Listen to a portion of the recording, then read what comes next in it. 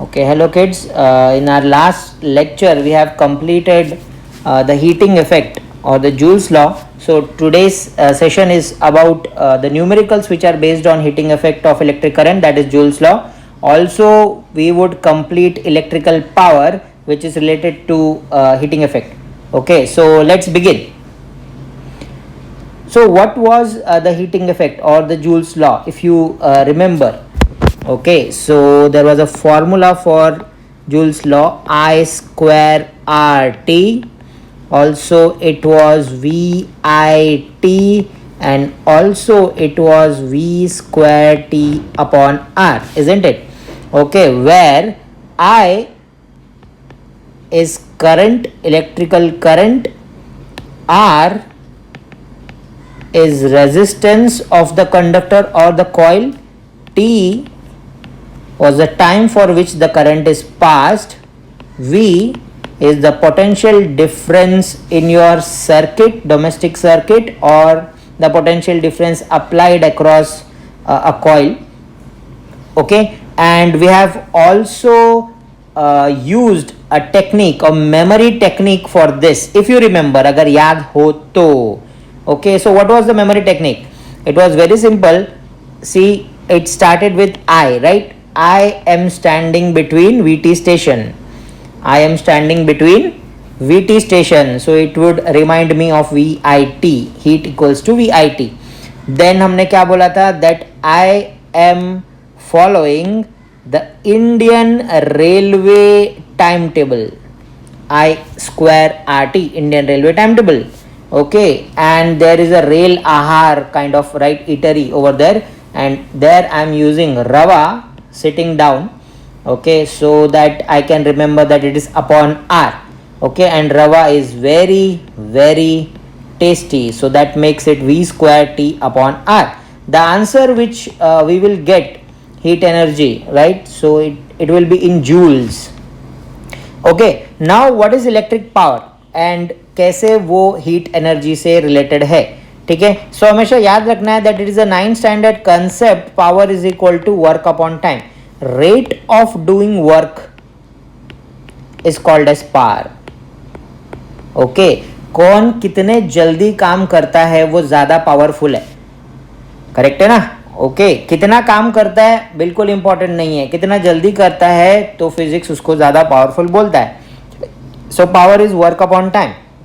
And always remember, it's a 9th standard concept that work done is equal to energy consumed. Same है, क्योंकि जितना energy तुम्हारे पास रहेगा उतना ही तो तुम वर्क करेगा.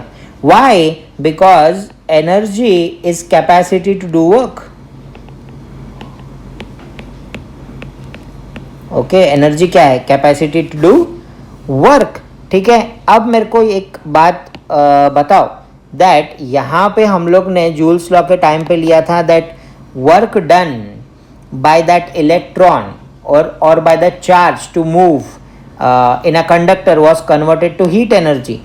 सो क्या मैं ऐसा लिख सकता हूँ कि power is equal to heat energy upon time? Same है ना. देखो, power is equal to work upon time. Okay, work मतलब ही एनर्जी होता है, राइट. और यहाँ पे अपना एनर्जी क्या है? Heat energy generated in the coil. Okay, so power का एक फॉर्मूला मेरे को ये भी मिलता है, power is equal to heat upon time. अगर power is equal to heat upon time है, ठीक है. ओके, सो ऊपर ये जो सारे फॉर्मूले तुमको दिख रहे 3, ओके, सो वो सब हीट है. ओके, अब इनको मैं डिवाइड बाय टाइम करूंगा तो देखो क्या होगा. Suppose I take first formula. Okay, I square R T divide by T. दूसरा लेते हैं V I T divide by T. तीसरा लेते हैं V square T divide by R and divide by T. Okay, so अब क्या होने वाला है? ये T and T gets cancelled. Okay, so now in front of you जो 3 नया फॉर्मूला दिख रहा है वो है पावर का नया फॉर्मूला. ओके, सो पावर के 3 फॉर्मूले हमको फॉर 10th स्टैंडर्ड याद रखना है. I square R because T got cancelled, V I and third V square upon R. So power के ये फॉर्मूले मेरे को याद रखने. Okay, so if you remember the formula for heat with the technique which I told you, then we can easily remember power वाला formula, है कि नहीं? इजी है ना? ठीक है, okay. So for the question related to electrical power, okay, for the question related to electrical power you need to understand the concept of 9th standard. Okay, ठीक है. So I would suggest that you go to YouTube, okay, search for G2K sir, and in the playlist of 9th standard you will get power and types of power. In that video you will find electrical power. Okay, just go through that once. Okay, and फिर हम लोग आगे बढ़ते हैं, topic को आगे बढ़ाएंगे. चलो, सो ये समझ में आ गया तुमको क्या चल रहा है. So let's clear this off. Okay, and हम लोग चलो एक क्वेश्चन लेते हैं.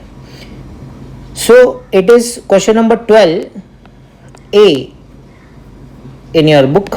ओके, सो गिवन क्या क्या है देखते हैं हम लोग. Heat energy is being produce in a resistance, okay, due to a resistance in a circuit at the rate of, ठीक है, रेट ऑफ प्रोड्यूसिंग हीट दिया है. अच्छा, यहाँ पे कंफ्यूज करने के लिए दिया है, देखो,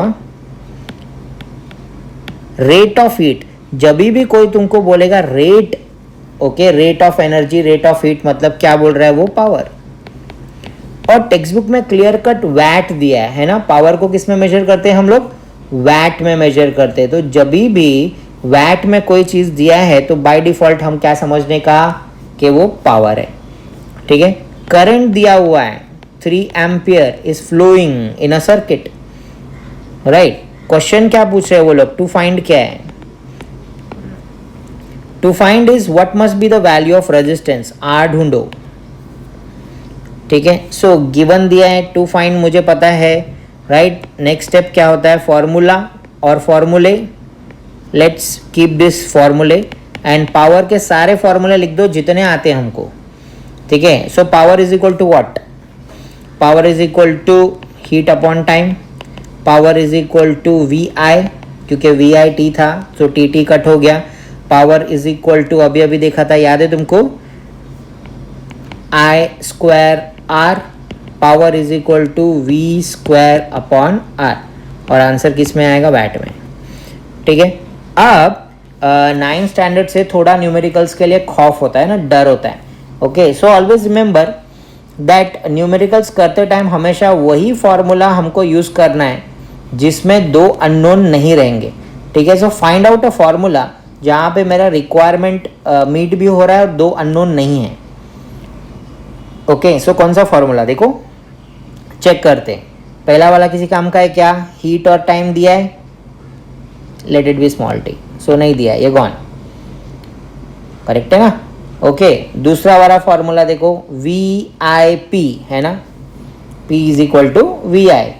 ठीक है, सो आई दिया है, हाँ दिया है. पी दिया है, हाँ दिया है. वी पूछा है क्या? नहीं पूछा है ना. वी पूछा ही नहीं है, सो हम लोग ये फॉर्मूला यूज नहीं करेंगे, राइट. ठीक है, अब नेक्स्ट वाला देखो. हाँ देखो, नेक्स्ट वाला अच्छा लग रहा है. Okay, P is equal to I square R. So R पूछा है, यस पूछा है. ठीक है, आई दिया है, हाँ दिया है. P दिया है, हाँ दिया है. Done. So will settle for P equals to I square R. ये फॉर्मूला हमने चूज किया. Always remember that it is best to write every formula and then to think on. Okay, otherwise क्या होता है पता है? हम लोग फंस जाते हैं, हम लोग सोचते ही रह जाते हैं, करना है नहीं करना है, करना है नहीं करना है, और फिर बाद में हम लोग को लगता है कि ओ बाबा टफ है न्यूमेरिकल, है ना. सो पावर की जगह पे हम लोग सब्स्टिट्यूट करेंगे 100. करंट आई स्क्वायर मतलब 3 का स्क्वायर एंड आर मेरे को पूछा है. सो इट्स 100 इक्वल्स टू 3 का स्क्वायर 9 इंटू आर. मेरे को आर चाहिए.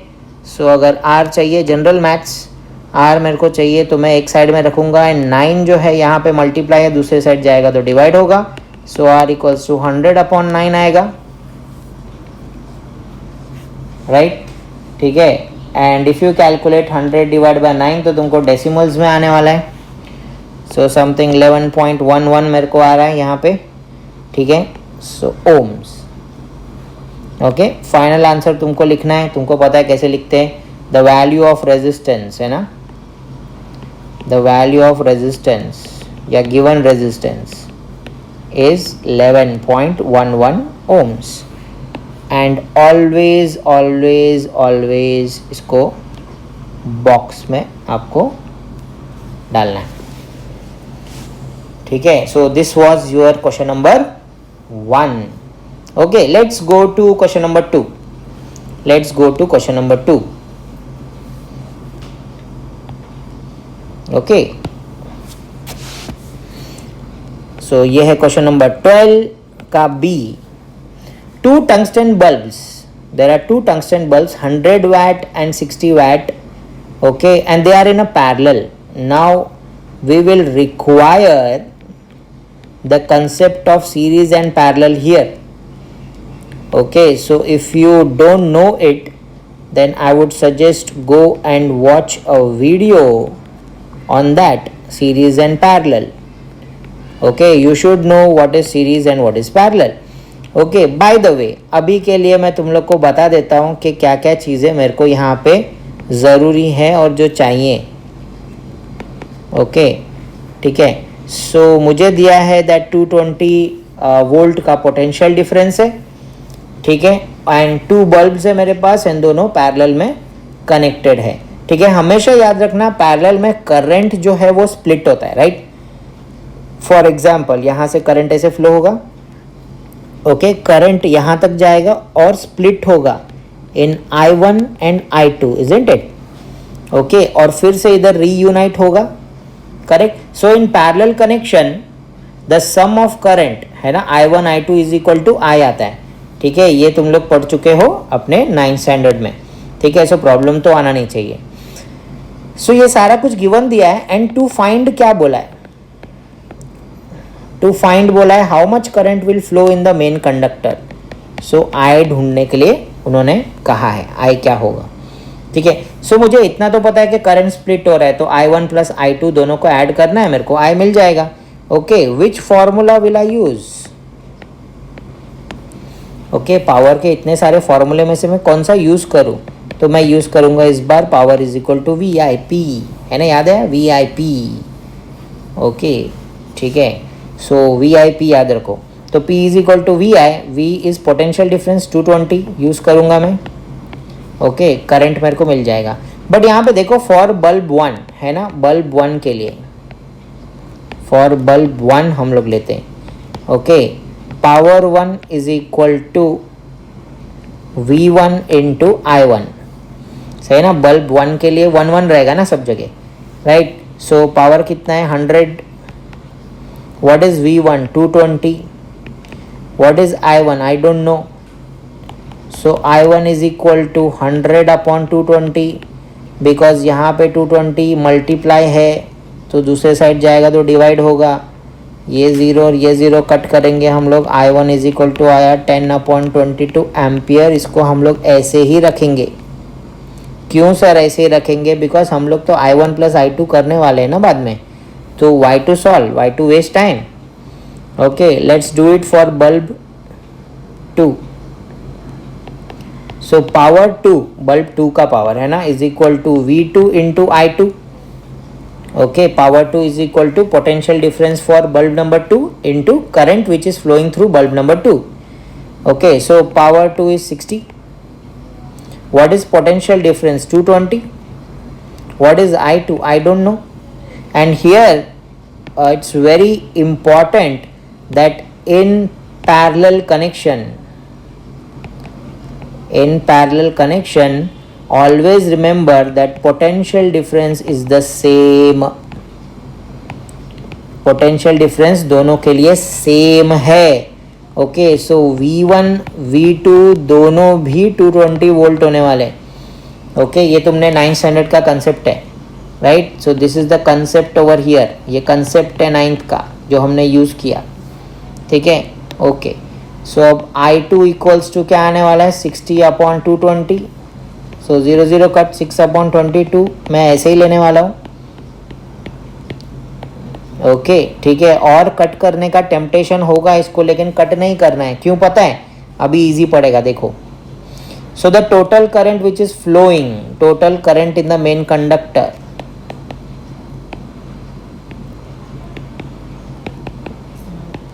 क्या रहेगा बताओ? Total current in the main conductor मतलब I is equal to I1 plus I2. Very good. ठीक है, होप सो तुम लोग वहाँ पे बोला रहेगा तुमने, है ना आंसर?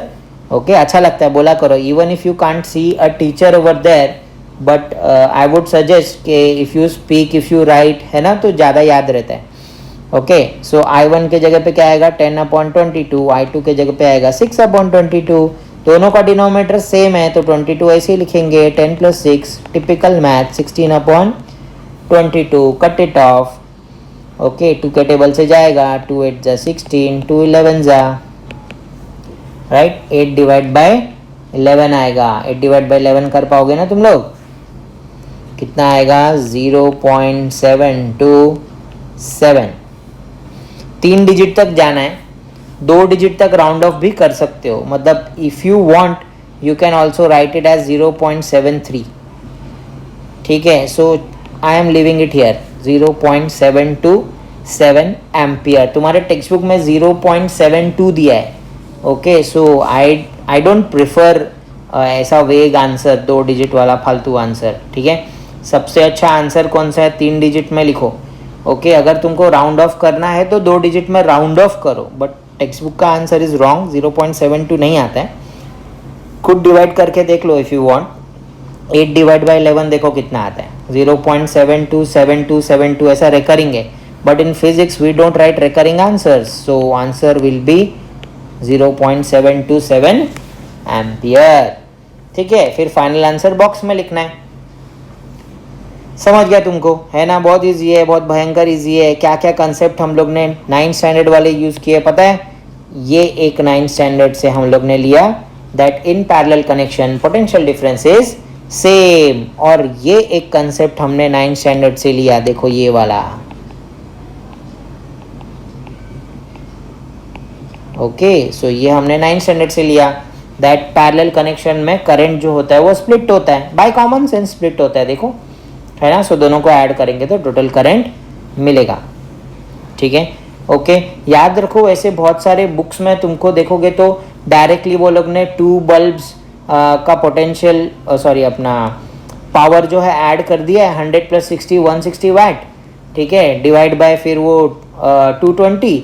ठीक है, तो 5-6 वर्ड 5-6 लाइन में आंसर आ जाता है, but that way is wrong. हाँ, ओके. सो जो मास्टर की वगैरह सब देखेंगे आप, डायरेक्टली अगर ऐसा किया हुआ है, ओके, सो पता नहीं नवनीत में कैसा किया है, मास्टर की में कैसे किया है, बट कहीं कहीं पे ऐसा लगता है, ऐसा मिलता है कि किसी रेफरेंस बुक में, राइट, ये लोग डायरेक्टली 2 पावर को ऐड करके फिर ये सॉल्व करते हैं, but that's a wrong way of doing it.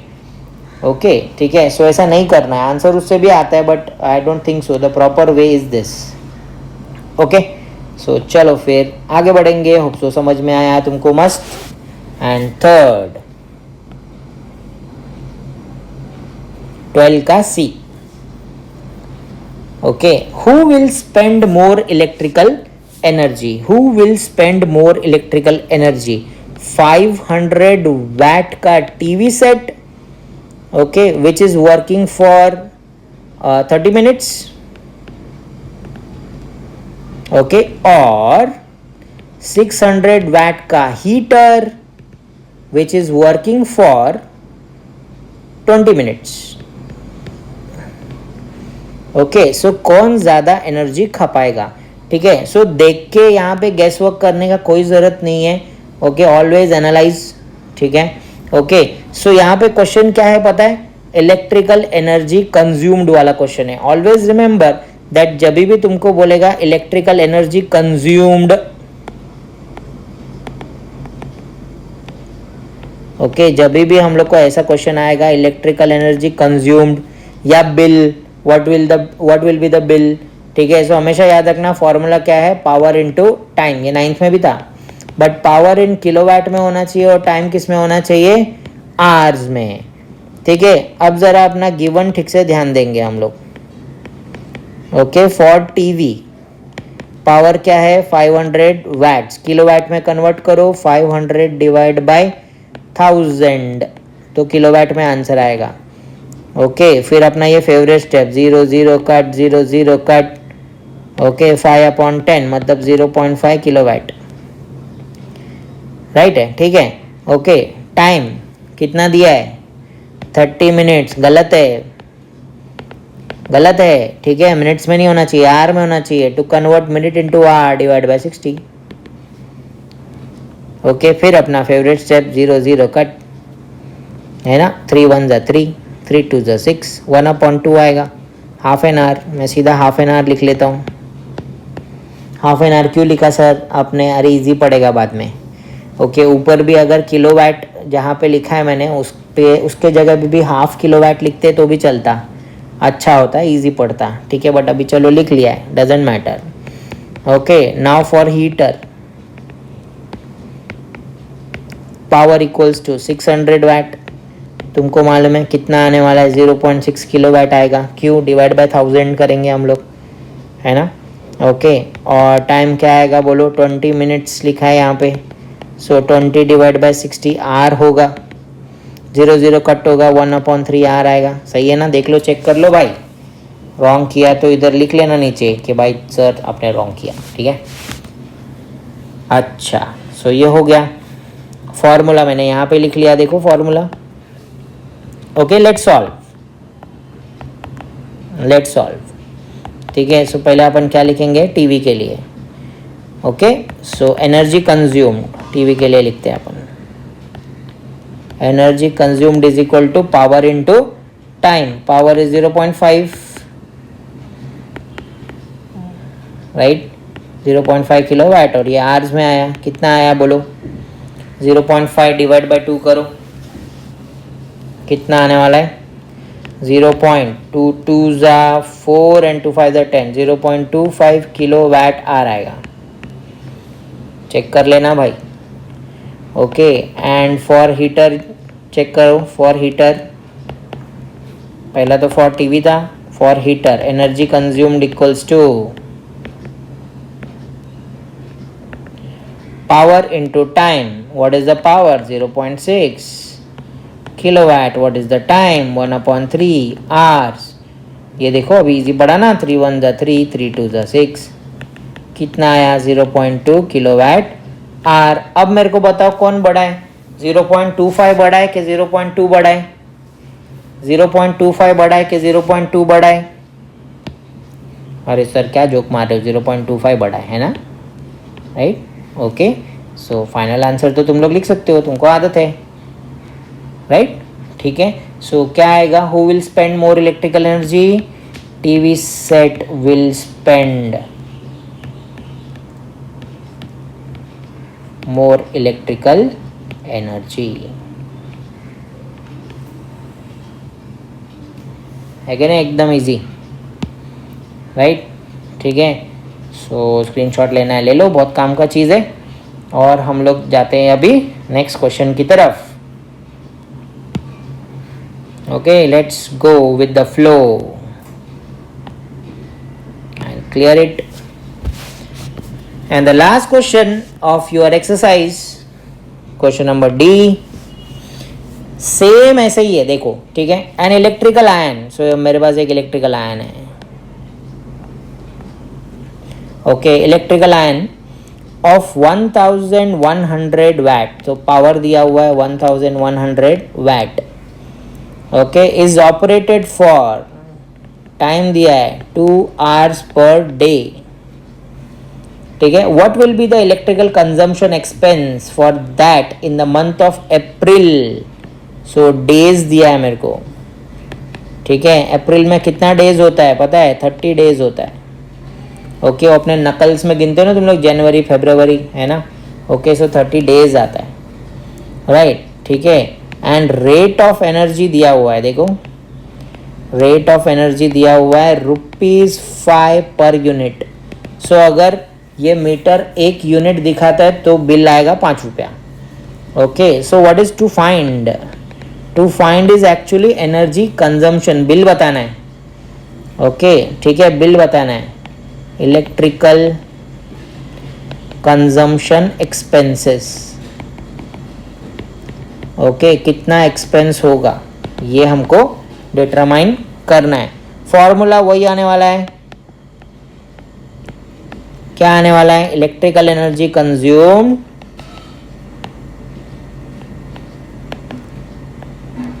Is equal to what into what, power into time. But important याद है ना, power should be in kilowatt, time should be in hours.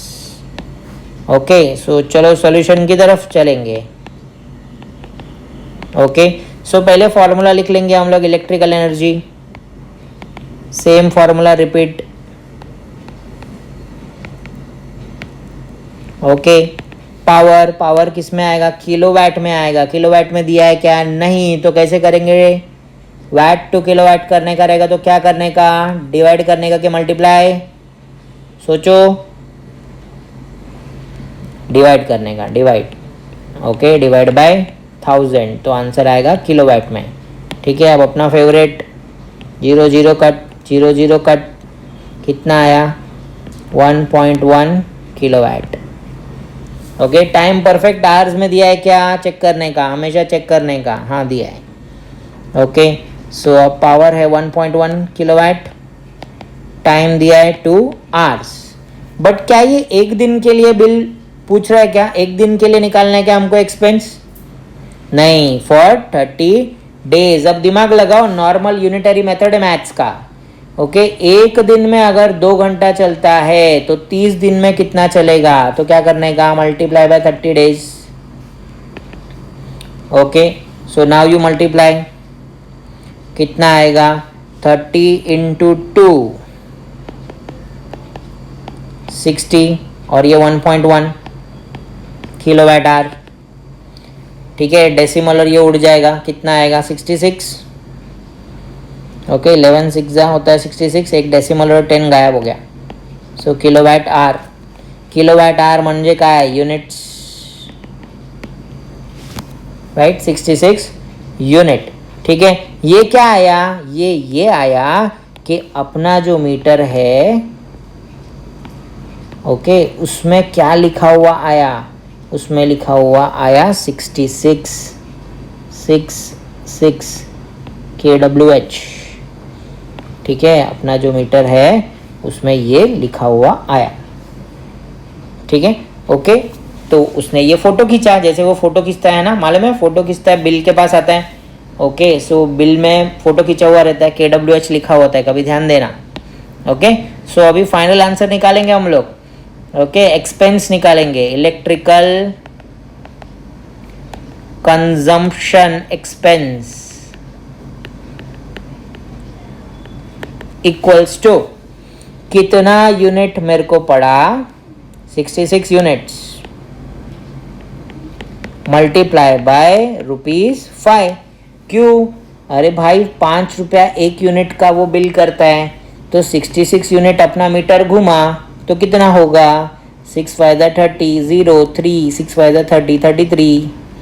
So 33 rupees आएगा bill because of just 1 electrical ion. समझ गया अच्छे से, right. ठीक है, this is very very important, very very very very important topic. Okay, ये बहुत बहुत ज़्यादा इंपॉर्टेंट टॉपिक है, बोर्ड में आने का चांस है. ओके, सो नेक्स्ट टाइम जब हम लोग मिलेंगे तब हम लोग देखेंगे magnetic effect of electric current. Okay, so याद रखो, नेक्स्ट टाइम जब हम लोग देखेंगे, सो हम लोग देखेंगे मैग्नेटिक इफेक्ट.